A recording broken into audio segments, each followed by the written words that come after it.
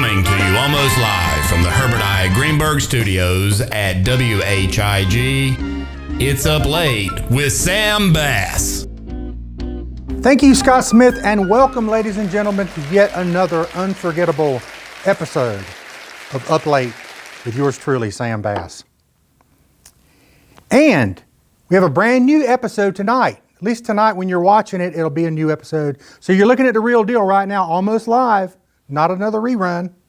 So, the other day somebody told me that we just aired too many reruns, more than Johnny Carson used to air.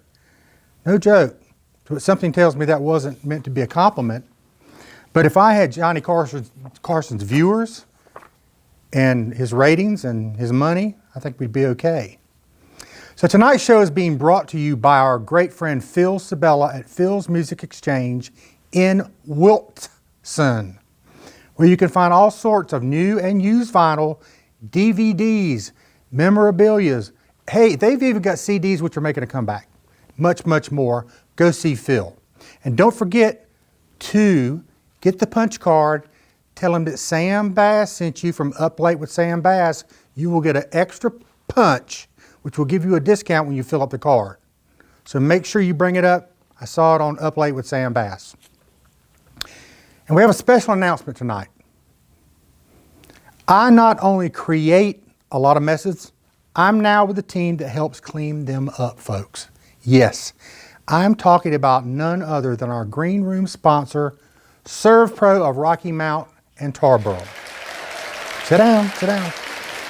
They do more than just clean up my mess. They do water damage restoration, mold, biohazard, number of other specialty services. All the stuff that ServPro does, I didn't know they did, but it's a lot of things. So whatever you need, whatever kind of mess you've got, don't worry, I've got you. Contact me at ServPro Rocky Mount Tarboro. And currently waiting in our ServPro Green Room, drum roll please, is our special guest tonight, a true North Carolina treasure. He's anchored the news. He's composed a number of Celtic albums. He's also my second guest with two first names. Bill Leslie is here. So anyway, since we did a top 5 list of Gen Z slang words on a recent episode, this time we're flipping the script. And we're going to be translating the top 5 boomer slang terms for the Gen Z kids, aka Boomer-to-Zoomer. I don't know who writes this stuff, people, but it's crazy. And to help translate this, we have a special guest. I want you to welcome my friend who is a boomer extraordinaire to read our top 5. And before we get into it, I want to plug his book, Embrace the Boom. Go to Amazon.com and get your copy today. I have read this book at least 5 times. It is for people of all ages. I refer back to it. It's got great lessons in it. So you got to embrace the boom and get Bill's book. So, Bill Jordan is who I'm talking about, and we're going to embrace the boom with our top 5. So here they are. And Bill's reading them, believe it or not. He's right here. He's standing out in the field.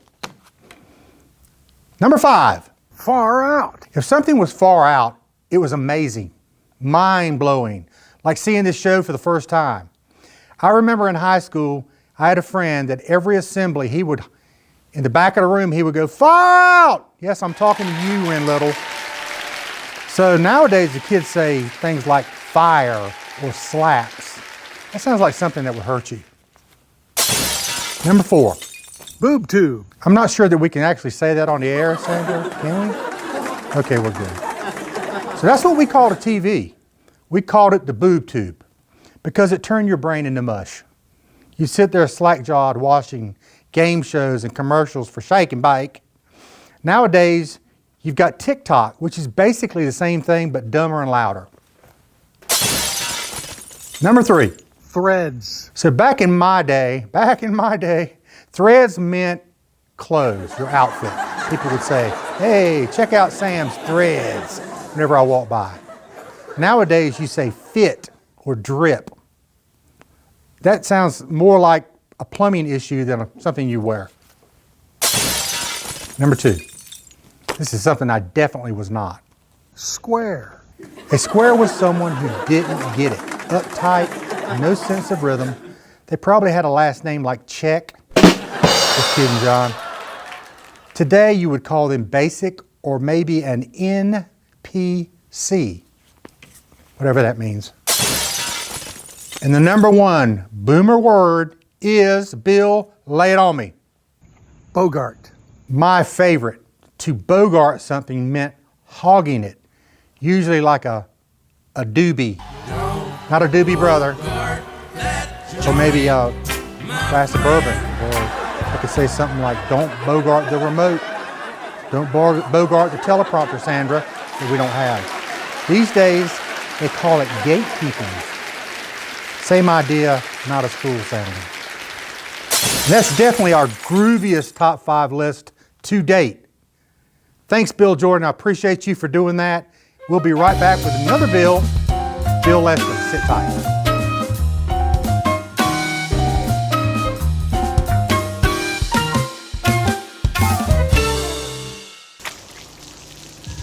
I never thought this would happen.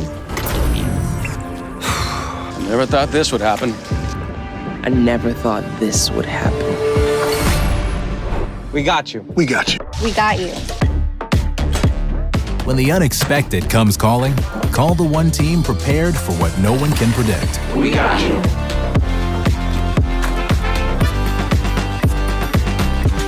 Serve Pro, like it never even happened. Phil's Music Exchange of Wilson offers thousands of vinyl LPs, CDs, cassettes, 8 tracks. They even have reel-to-reels, DVDs, Blu-rays, VHS, video games, an abundance of music for the music lover. Check them out today. Phil's Music Exchange in Tarboro, 207 West Tarboro Street, downtown Wilson, or philsmusicexchange.com.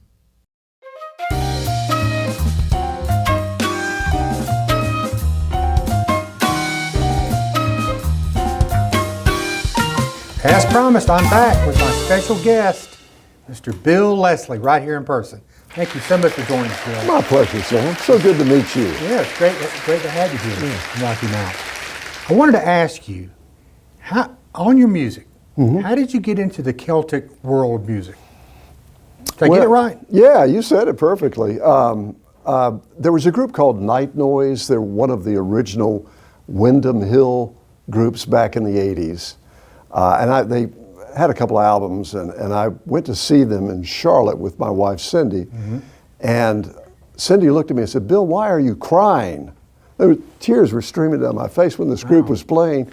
And I'd always heard that if you ever catch yourself crying unexpectedly, there is something out there that is reflecting on something inside of you. So I think it was a sign that I need to look into that music. Maybe that's my sort of music. Maybe that's why I cried when I saw you walk in the parking lot. Yeah, I was so excited. So do you remember what happened the first time you realized that music was going to be more than a hobby for you? Well, not to drop a name, but John Tesh came to town in Raleigh back in the late 90s. He just dropped the name. Yeah, I did. I'm sorry. He's my buddy. We were roommates. We're going to get to him in a minute. Okay. And he invited me on stage to play with him. And I just had so much fun. And I knew then that, okay, I want to do something with this. And so I was with a group called Brigadier. And then I kind of went out on my own and started writing songs. So I call it my ineffable joy. It's what just really gets me going in the morning. I try to carve out 30 minutes every day to see what if there's anything new, you know. Right. Yeah. So I know part of your influence is your heritage. Yeah, You've that's got right. some ties to Scotland and Ireland, and you can really hear it in the music. Yeah, Yeah, we've been to Scotland a number of times, and we were there most recently. We're in the Outer Hebrides, and it was kind of that real wild Scotland, you know. And I loved it. It was kind of dark and haunting, but beautiful. Yeah.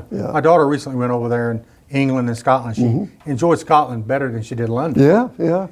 So I'm going to talk about one of your older albums for a minute, A Midnight Clear, Christmas in Mitford. Yes.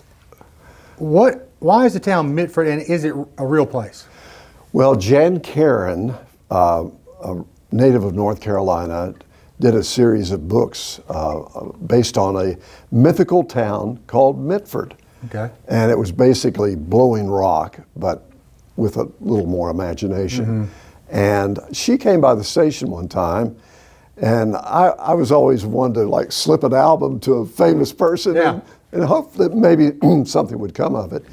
And about 5 years after she visited us there, she called me and said, I'd like to put my music up on my website. I think it fits my readership. And so I decided, well, why not take it a step further and do a Christmas album? And she was all for it, and she designed the album cover and everything. It was really cool. Very cool. So you have a new album coming out. I say album. Is it on vinyl? No, not yet. Okay. But I could do it. Okay. Maybe Phil, pay attention. Talking to Phil Sabella. So tell us a little bit about that album. It comes out in November, is that correct? That's correct, November 1st. And we've got a copy of the CD right here. Right here. You can hold it up and show it. Right here. And tell us a little bit about that. Well, it's, I do songs that are kind of meditative, kind of pretty, slightly uplifting. Sometimes you explore a darker side, but you always end up on the brighter note. And I have my father's eye. I love beautiful places. I love to go to glorious landscapes, and my wife shares that love. And so we've traveled a lot. We've been to New Zealand and Canadian Rockies and a lot of places that have that beauty. And I said, why don't we do an album called Paradise, and just songs that were inspired by these different places. Well, I think your former co-host, Kelsey Carlson, once said, it's great Sunday morning music. And I really agree with that. Oh. It's one of those things, you want to put it on a Sunday morning, you get ready to go to church or having breakfast or whatever. Yeah. So yeah, I really agree with that. So I do know that you also had a world music album that hit #1 globally. Yeah, that was a surprise. It was called Scotland, Grace of the Wild. And it had some traditional Scottish pieces, but I think about 9 of the tunes were songs that I had written. And it was so much fun. And I surround myself with awesome musicians, and that's the key to doing well on an album. I have several Juilliard-trained musicians who work with me, and I'm kind of just a basic folk musician. I'm not highfalutin by any stretch of the imagination. You do play a lot of instruments, correct? I do. I dabble here and there with a lot of different things, but I'm a type of person, when I write a song, I try not to think too much. Right. I don't want to get too technical. Right. And sometimes all that technical stuff can get in the way of a beautiful melody. So is it true that you actually self-taught yourself how to play the Celtic whistle through books and tapes? Yes, I did. The Night Noise group that I mentioned earlier, that was a primary instrument, and it was just like, put a little reverb on a Celtic whistle. It just sounds like you're in a magical place. And I wanted to learn how to play it so badly that and no one knew how to play it where I was. And so I got some videos and some books and learned how to play. I should have brought it here tonight, but I'm sorry. That's okay. So you played with a lot of different bands over the years. Lorica, Yeah. Bragadair. Am I saying that right? Perfect. Tell me about the first band you were ever in, the Beggars. We were in Morganton, and we did British rock, and we had the drummer had lived in England for several years, and then the family came back to America, and he was into the Beatles like crazy. I bet that was And he cool was group. cool. He was a good drummer, and we were just, and I'll never forget. First time we played at our church, Grace Episcopal Church in Morganton, there was a group there, and I actually would later write a song about this person's daughter. She was kind of a girlfriend, but the Beggars played, and this woman said, she whispered to somebody in the audience and said, "This is what I think hell must sound like." What a great compliment. We were just loud and proud. So I'm going to ask you one more question about your music career. If you could do a duet with any artist, living or gone, who would it be? Well, I love Alison Krauss. I thought you were going to say Alice Cooper for a minute. Well, that would be fun. And she's great. Yeah, I've seen her many times. And then I would love to have time to spend with Micheál O'Donnell of Night Noise, but he passed away in 2005.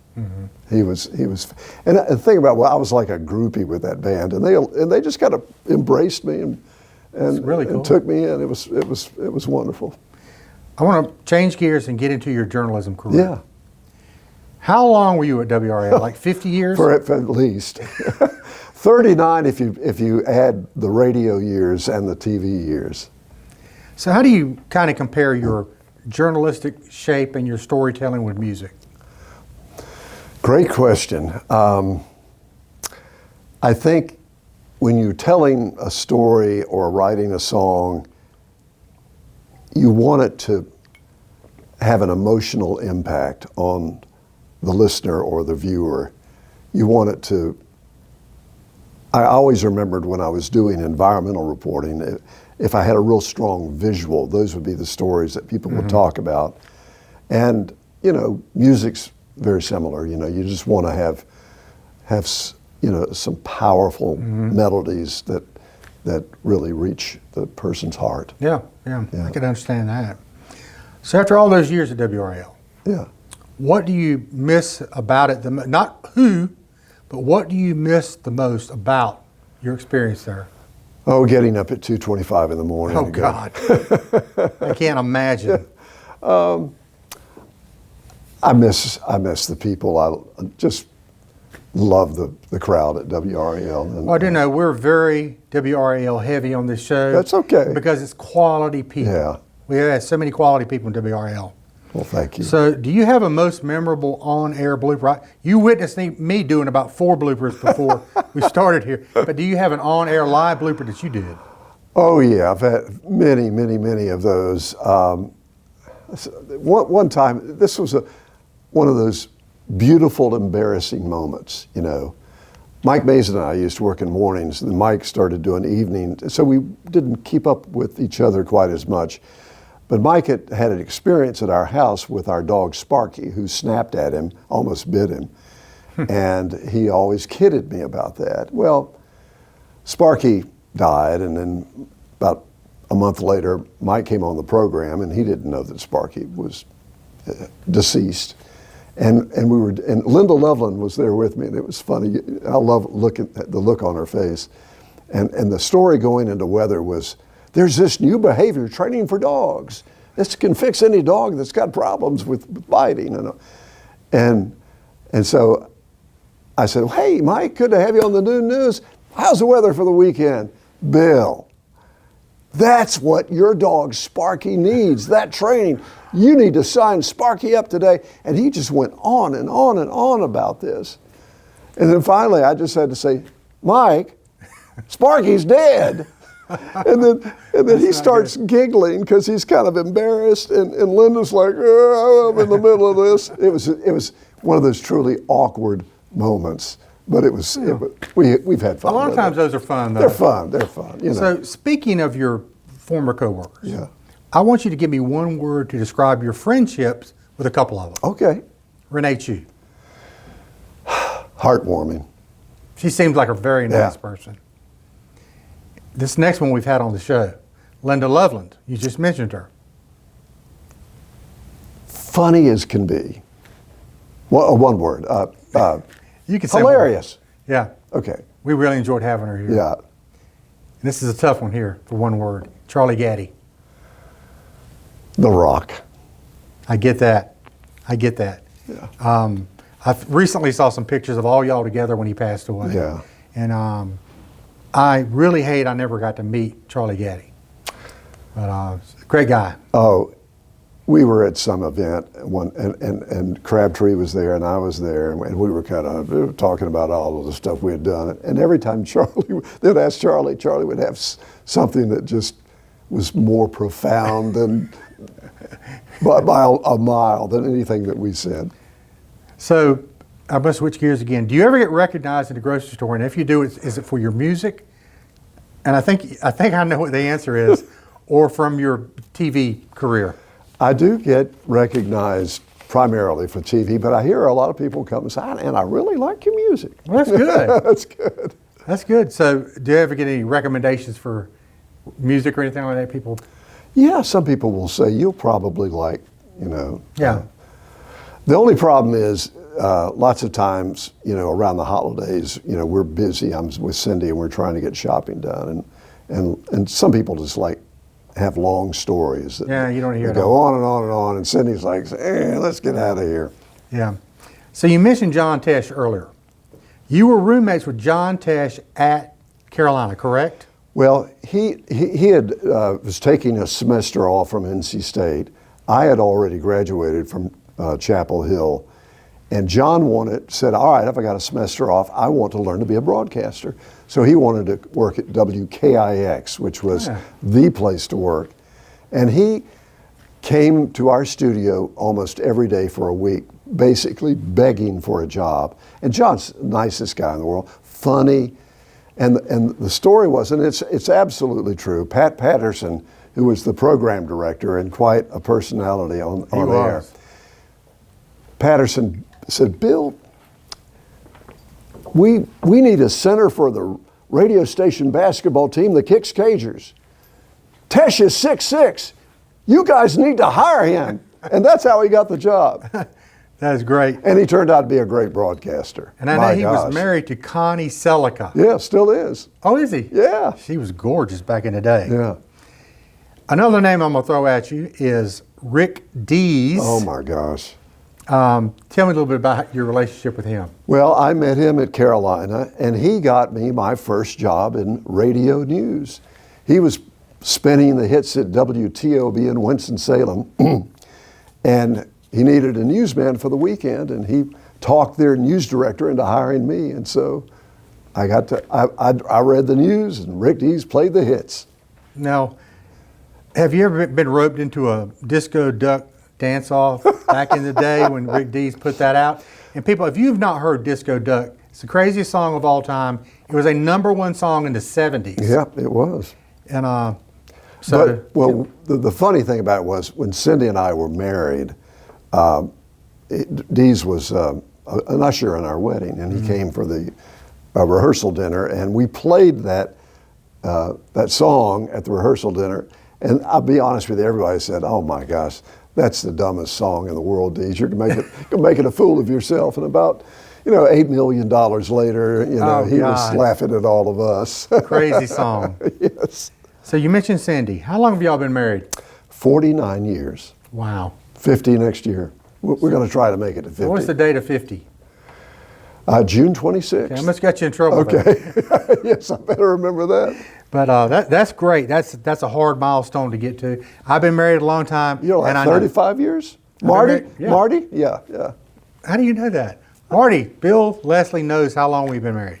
Is Penny still around? Penny's my dog. Is it Emily, your daughter? Emily's my daughter. Okay, good. We had her doing the top 5, the Gen Z top 5. Yeah, we got her to do that. Okay, good. This guy does his homework. So you have grandchildren? Yes, 4 granddaughters. Oh, they're fun. Gosh, they're fun. All granddaughters. Yeah. Is any one of the kids going to punch out a son anytime soon?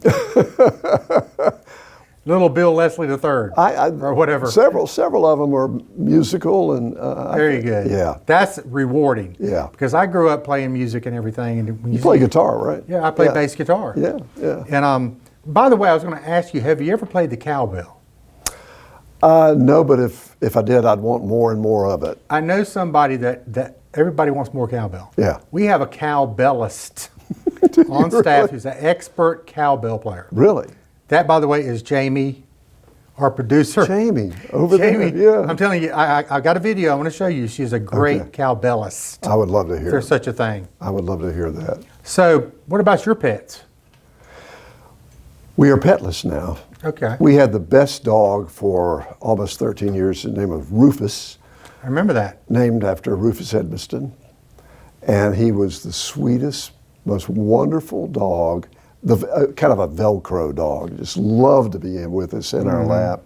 That's my Penny. Yeah, and we, my grandparents had a dog named Penny, by the way, yeah. And I just don't know if we became so attached to Rufus. And when he passed, it was rough. It is tough. Yeah. I've experienced it. It is one of the toughest things in life. Yeah. So, another question. So, when you're away from all the music and the fans running you down at the grocery store, Yes. what do you do to relax? Play pickleball. Okay, he's off the show. I'm just kidding. We have a running joke about pickleball players. Yeah. So, you like to play pickleball? I love it. It takes me back to my childhood, you know. I can be competitive, you know. I try not to curse too much, but I really get into it, and it's Isn't fun. it basically like tennis with a wiffle ball? Similar, yeah. You'd be surprised how many steps you can get, you know, while you're playing pickleball. So you're out there playing pickleball, checking your steps. It's fun. In fact, tonight, the guy said, "You're not going to be here tonight?" And I said, "No, I got a big TV and gig over in Rocky Mount." Yeah. So make sure you share this on all your social media. Okay, I will. And I'll tell people, make sure you get his CD in November, November 1st. Paradise. And you can keep that, by the way. Thank you. I'm going to get you to sign it. Okay. I want to thank you so much for coming on. Oh, board. heck, It's been a blast. anytime. I have to have you back. It's been a great guest. Thank you, Sam. We'll be right back.